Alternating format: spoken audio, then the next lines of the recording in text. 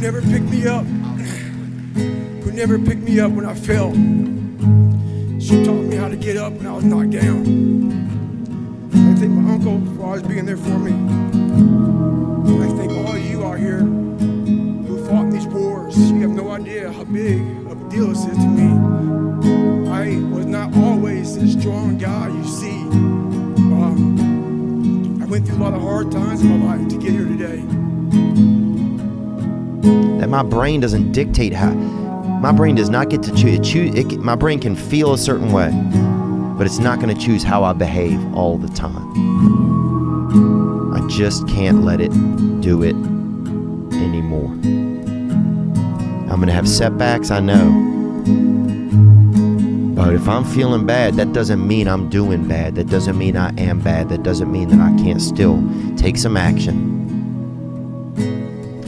Because nothing changes and nothing changes, man.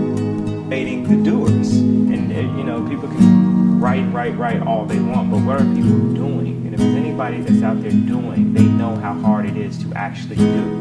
If everything I did failed, which it doesn't, it actually succeeds. But if everything I did failed, just the fact that I'm willing to fail is an inspiration. People are so scared to lose that they don't even try. It's crazy that we live in a world that if you're super positive and super creative, that it's scary. So what does that tell you about the mentality of most people if you're scared of positivity? And my whole life I felt like a stepchild in school, at home, and especially in music and rap. Like 7th grade, I got in a fight with some guy because he said, "You don't belong on the basketball court," which he was right, I'm trash. 8th grade, I tried out for drama club. I got in and got kicked out within an hour because she said I was too hyper. 9th grade, they wouldn't let me join band class because I couldn't read music.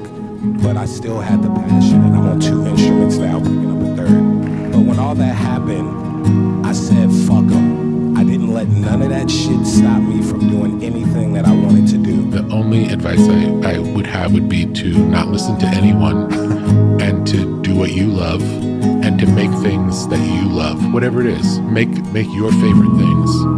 Be the audience. Make the thing for you the audience. It doesn't really matter what anyone else thinks, and if you have to get a job to support yourself so that you can make your art, that's fine. You can't make art for someone else. You can't make art with someone else in mind. I don't believe it can be good. So what does success feel like? Are you grateful? Are you proud of the work you've done in the past? Or is there some engine of constant dissatisfaction, like self-criticism of I could have done better? No, I'm pleased with the work that we did. Excited to keep working. It's fun. I don't know what else I would do with myself because I like making things. It's fun. I feel like it's my reason to be on the planet, so I just keep doing it. Are you okay with getting comfortable, chilling, mailing it in, waiting around on inspiration? If this is as high as you ever got, not career success-wise, but from a skill level, like have you wrote your best song? Did you leave no stone unturned creatively? When you put yourself in uncomfortable moments, you find out a lot about yourself. And usually you find out that you're capable of rising to that bar that's set by that uncomfortable situation. I'm a strong believer what Nelson Mandela said, that everything is always impossible. Someone does it. Well, I'm gonna be the one that said to myself, I'm gonna do it and I'm gonna show it to them. Maybe it has never been done before. That's perfectly fine with me. But I'm gonna do it. And I did not listen to the naysayers. A lot of the job also is the expectation. It's like setting up an expectation that we really can make a great Black Sabbath record that stands alongside their best work. I can remember having a conversation with Johnny Cash saying on our first album, saying, we're gonna make the best album you ever made. And he looked at me like I was insane. How could he even think that way? He felt like he hadn't made a good record in probably 25 years and had been discarded. You know, at the time that I met him, he was playing at dinner theaters and had been dropped from 2 labels and nobody cared. So the idea of shifting that, reframing the experience to not just, well, let's just get in it, let's just do an album, but let's do whatever it takes for it to be the best album we've ever made. What would that sound like? How would that work? How much work would go into it? Are you willing to commit to that? Yeah. It's because it's not easy, and some artists don't like it, and I've worked with some artists where it hasn't worked out, where they just are not willing to do the.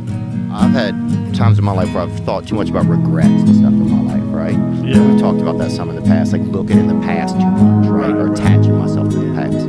Has there been anything along your journey that you've kind of regretted? And then how do you deal with regret? I mean, individual choices and mistakes, yeah, but ultimately you learn from them. So, like, no, because like even the regrets, the bad things or the stupid things, you learn not to do bad things or stupid things. You know, all those things are beneficial in some way if you can get through them. You know, if you like did something that resulted in someone's death or something horrible like that, yeah, it'd be terrible regret. But I've been very fortunate that hasn't happened. But the dumb shit that I've done or the bad mistakes that I've made, they've taught me. You know, you learn.